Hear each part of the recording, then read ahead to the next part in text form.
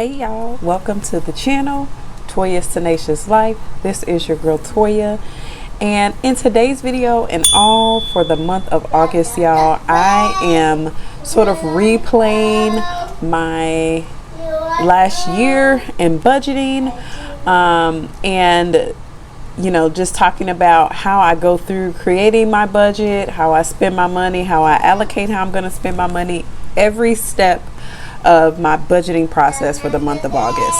August is also my birthday month. My birthday is August the 8th, and so we are also having an Etsy sale in my shop all month long, 15% off of all of my products in my Etsy shop. I'm also planning to get a couple items out this month as well, so make sure you stay tuned for that information.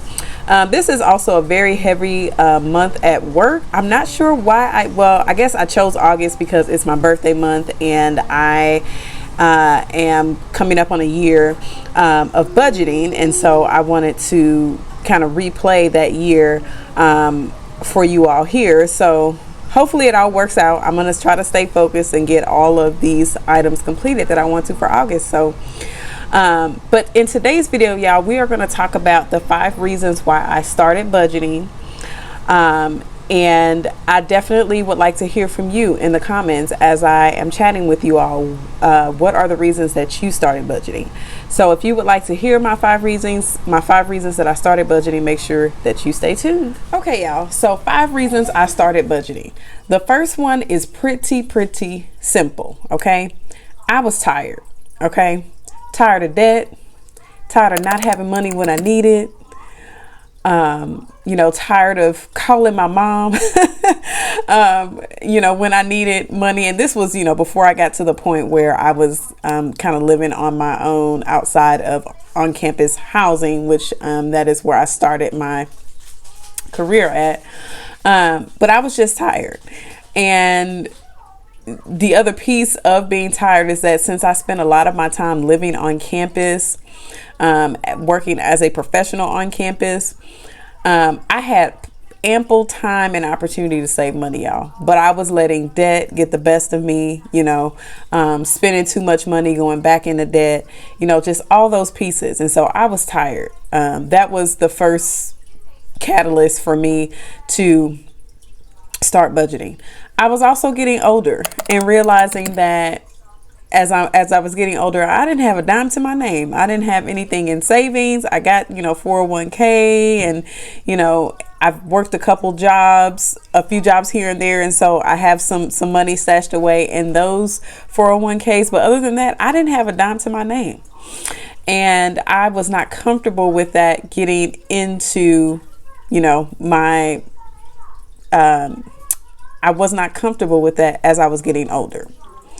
The other piece is that I was tired of when emergencies came up that I would have to call my mom for the most part.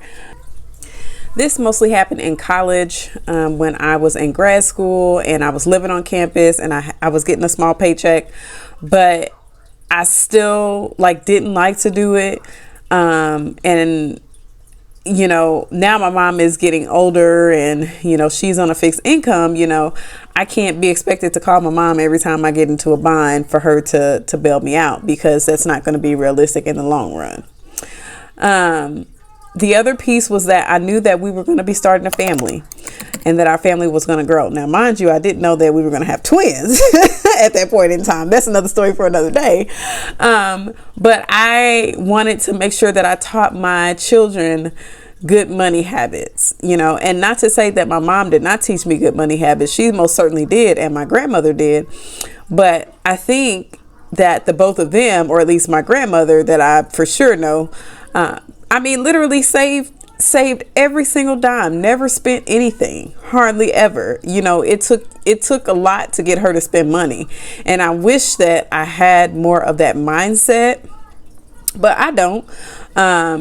And you know, it's, you know, even to the point now where, you know, there are times I'm like, Granny, you can't take the money with you. You know, you might as well spend a little here or there, you know. And so I'm very grateful for her, because she definitely, well, both of my grannies, okay, I'm talking about my mom's mom right now, but I mean, they still, you know, give to my children and to me. And so I'm very, very grateful for them and the money that they have stashed away in order to have some to give out.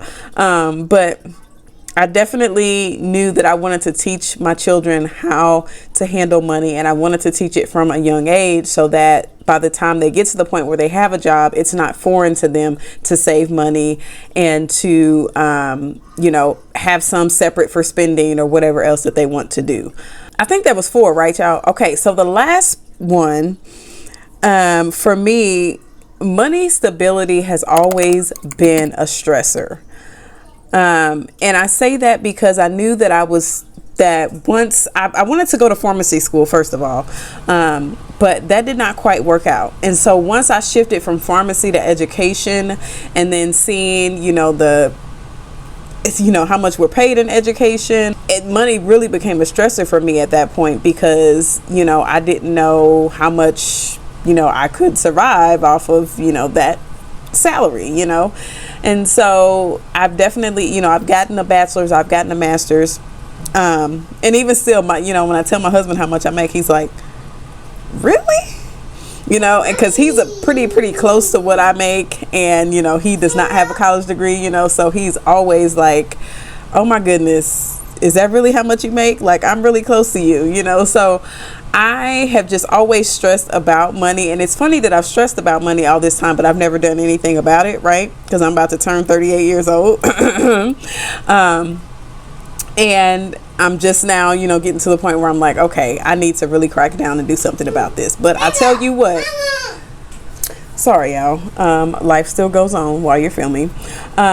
So I said all that to say that, you know, I was stressed about money for so long, and I just wanted to take some action. I was tired of being stressed out about money, and I knew that, you know, over time it wouldn't get any better, you know, as we're getting older, as we're having children and all this other stuff. So I wanted to make a change, and I tell you, budgeting, in particular cash budgeting for me, and there's many different variations of budgeting that you can do. You can be a cash budgeter, you can be a digital budgeter, but it has really been life-changing for me. It has helped me change my mindset and how I think about money, how money flows out of my wallet, out of my bank account, how fast it flows, you know.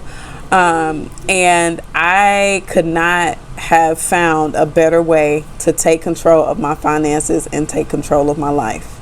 So if you are on the fence about starting cash budgeting, or, you know, whatever version of budgeting that you want to do, I definitely encourage you to write a list of pros and cons, you know, why budgeting is good, maybe why it's not so good, either way. And I guarantee that there's going to be a lot more pros than cons. So take this as your opportunity. You know, if you were waiting for a sign, here is the sign. Get it started. Okay. Those are the reasons that I started budgeting. Let me know in the comments down below, what are the reasons that you started budgeting, and how has budgeting changed your life? In my next video, I will talk about how I actually started cash budgeting. So the process that I took to get to where I am right now. So I hope to see you all in the next video. Okay, sorry, I got children in the back, y'all, so they don't understand that I am filming. I'm not just over here talking to myself, I'm actually filming. All right, y'all, I hope to see you all in the next video where I talk about how I started budgeting. Until then, make sure you are tackling those goals and celebrating your successes, okay? And like I said, if you needed a sign to start budgeting, the time is now. So join me in the next video where I talk about how I started. See y'all in the next one. Bye.